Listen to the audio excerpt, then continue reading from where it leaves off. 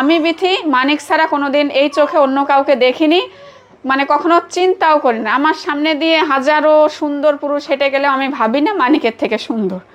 আমি তাকে এখনও ভালোবাসি, ভবিষ্যতেও বাসবো। শখের নারী কাকে বলে আপনারা তাকে জিজ্ঞেস করেননি যে কিভাবে একটা মানুষ শখের নারী হয়? ব্যাখ্যা আমি কি বলবো, মানে সে সব সময় আমাকে শখের নারী বলে, মানে তার অনেক পছন্দের একজন মানুষ। সে তার কাছে যাওয়ার পর থেকে সে অনেক শখ করে আমাকে সাজাইতো, ওর মন যেভাবে চাইতো সেভাবে সাজাইতো। আমিও কখনো নিজ ইচ্ছায় কখনো সাজিনি, সে আমাকে যেভাবে সাজাইছে আমি সেভাবেই সাজছি।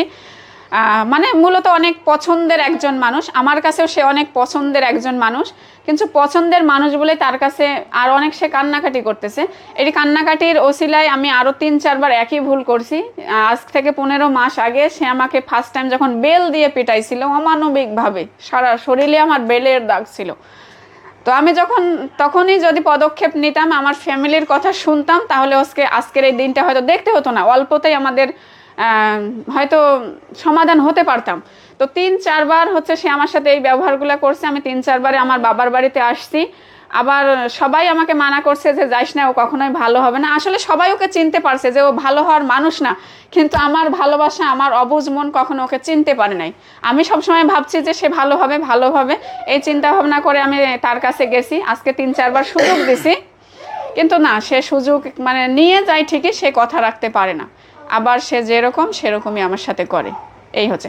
আর সে কান্নাকাটি যে এগুলা করতেছে, আমি পুরাটাই বলবো তার অভিনয়, আর কিছুই না। আমি ভালোবাসে না সেটা বলছি না, কিন্তু কেমন ভালোবাসে বলেন? ভালোবাসলে একটা মানুষে কিভাবে এত আঘাত করা যায়? সে অনেক বড় অন্যায় করলেও তো তাকে এভাবে মারা যায় না। আর সে আমাকে বিনা অন্যায়ে মারতেছে। সে যদি আমাকে প্রমাণ দিয়ে মারতো তাহলে একটা কথা ছিল যে আমি এই ভুলটা আমাকে করছি, সে আমাকে মারতেছে। কিন্তু সে আমার কোনো অন্যায় ছাড়া আমাকে মারতেছে, তাহলে সে পাগল নাকি? আর সব থেকে বড় কথা, সে মানুষের সাথে যখন মেশা শুরু করছে আর ওই যে ওগুলা খাওয়া শুরু করছে, তারপর থেকে কিন্তু আমার সংসারে এই সন্দেহটা ঢুকছে। আর তারপর থেকে এই মারামারি, এই গ্যাঞ্জামটা। না হলে এর আগে আমার সংসার অনেক ভালো ছিল, আমরা অনেক ভালো ছিলাম। সেটা যদি পাইতো তাহলে তো অনেক আগেই আপনাদের ছড়াই দিত। যদি সে এক চুল পরিমাণ আমার বিরুদ্ধে কোনো প্রমাণ পাইতো, হয়তো আমি জানার আগে আপনারা সবাই জানতেন যে এই কাজটা বিথি করছে। তার আগে তো তা না পেয়েই কিন্তু সে এত কিছু করতেছে। পুলিশেরাও তার কাছে প্রমাণ চাইছে যে তুমি মেয়েটাকে মারতেছো পরকীয়ার কারণে, তো একটা জিনিস অন্তত আমাদের দেখান যে এই পরকীয়াটাকে সে করছে, কারোর সাথে 1 মিনিট কথা বলছে, কারোর সাথে 2 মিনিট চ্যাটিং করছে, আপনি দেখছেন, সেই জিনিসটা আমাকে দেখান। তো সেটা দিতে পারে নাই।